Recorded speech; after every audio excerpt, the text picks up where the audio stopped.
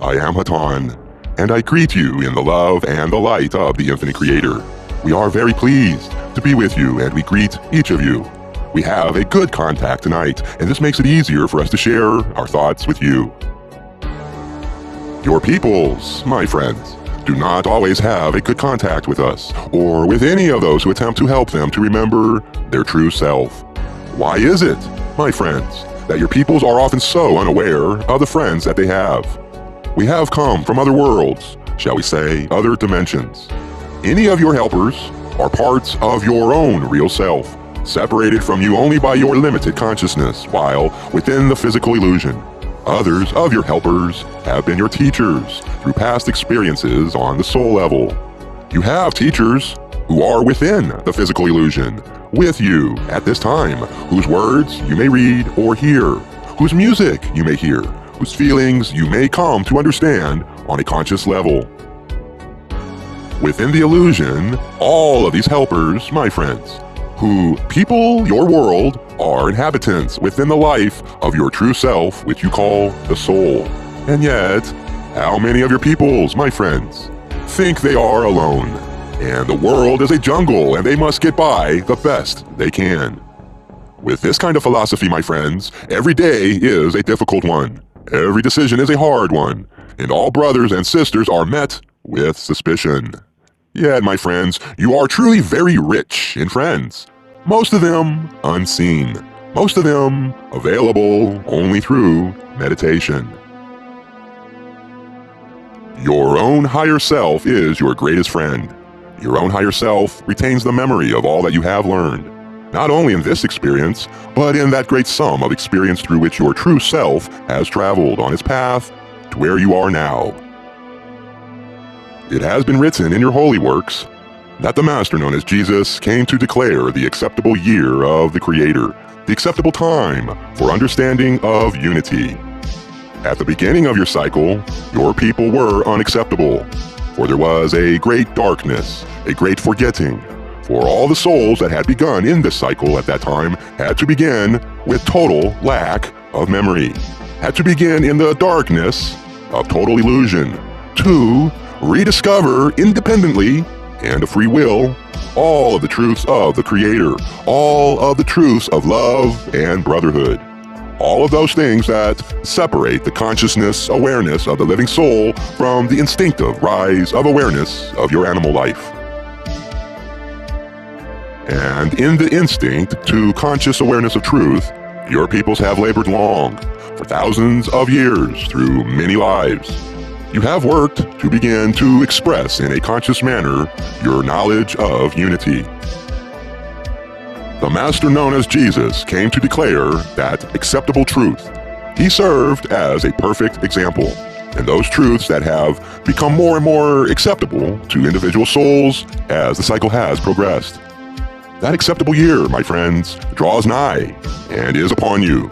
That which you are expressing at this time may well be your final expression within this cycle.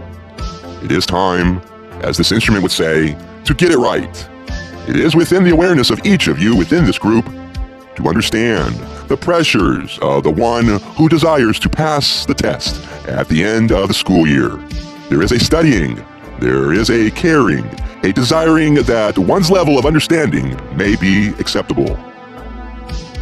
We ask, my friends, that as you turn to meditation, you turn with desire to understand fully that which is acceptable, that which is true.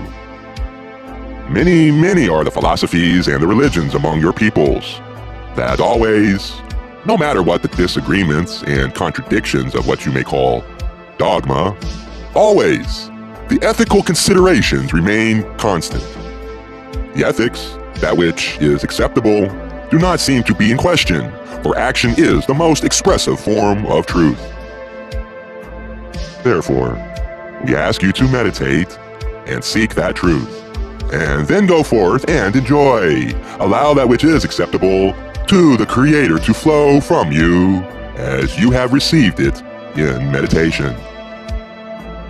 Perhaps there is a great question in back of what we speak to you about this evening. Perhaps while you are within the physical illusion, you can never be totally sure that it is truly an illusion, and that your real self is completely infinite and has eternal life. It is for reasons such as these that a word known as faith was conceived by your peoples. The word has unfortunate connotations, yet it is not foolish to have faith. There are many things which are not seen, but which you for some reason have inner convictions will come to pass. My friends, they will come to pass whether or not you have inner convictions. But your own personal progress along the lines of seeking will be much more rapid if you allow yourself to trust that intuition that tells you that our words are true. As you allow yourself to have as much faith as you may feel comfortable with, that small amount of faith will express itself to you in reflection in many privately convincing ways, so that gradually you will not have to go on faith anymore, for you will have been shown in ways that are clear to you that that which you had faith in is indeed true. Therefore, my friends, it is not the tool of the fanatic, or one who is mentally deficient, or one who is mentally lazy. Faith is the conscious tool of the intellect, used to link your intellect, which is a rather weak tool, with your intuition and your deeper awareness, which are very strong tools, but about which you know nothing intellectually. Many have said that there can be no link between the intellect and the intuition, or the heart.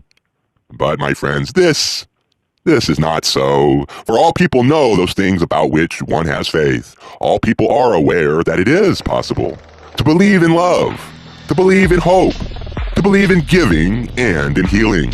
All people, even the most materialistic, my friends, are aware of the legitimacy and the worth of these unseen powers. Their faith may be greatly diminished, but the words, concepts, and the possibility of faith are meaningful. Ask yourself, what things you have faith in? What things are of worth to you?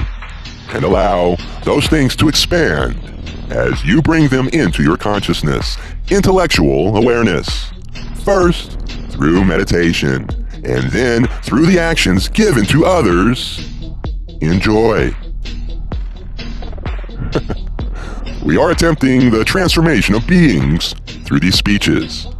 We can do so very little, my friends.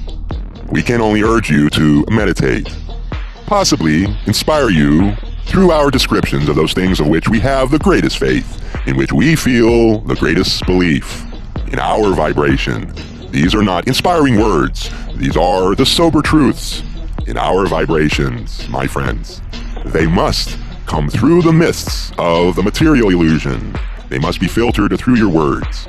And all we can hope is that through the magic of your imagination and your desire to seek the truth, our words will inspire you to meditate. As we said many times, we do not know it all. We are not very wise. We have simply been a little farther of what you might call Jacob's ladder.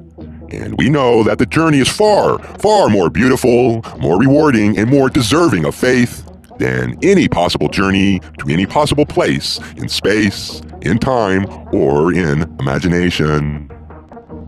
The journey for truth, my friends, is a journey for love, a journey for yourself. And you are truth, and you are love. We hold out our hands to you on this journey, and if at any time you wish our thoughts or the simple strengthening of our vibration, request it mentally, and I and my sisters and brothers will be there. That, my friends, is another thing in which you may have faith. Atan, I have a question for you. What was the beginning? Atan, you talked briefly of our higher self being the sum of the knowledge of the many lives we have lived. Where did it all start? How did it all start? I am Atan. This information is beyond our understanding.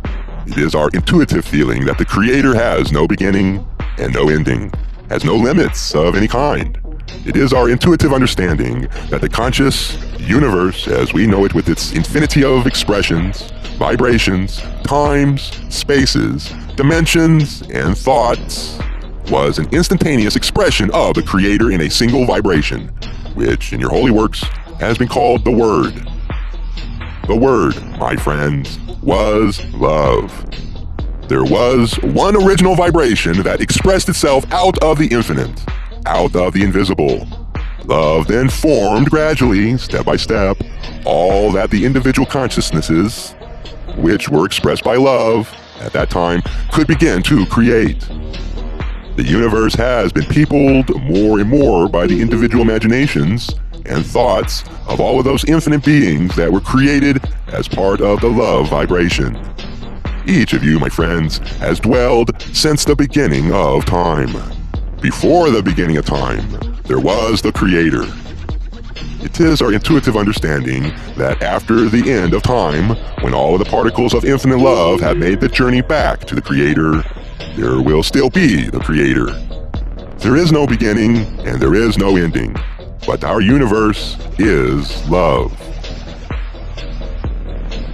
We bless each of you and thank you for the great privilege of having contact with your unique and precious life vibration. Each of you is a totally unique and precious child of the Creator.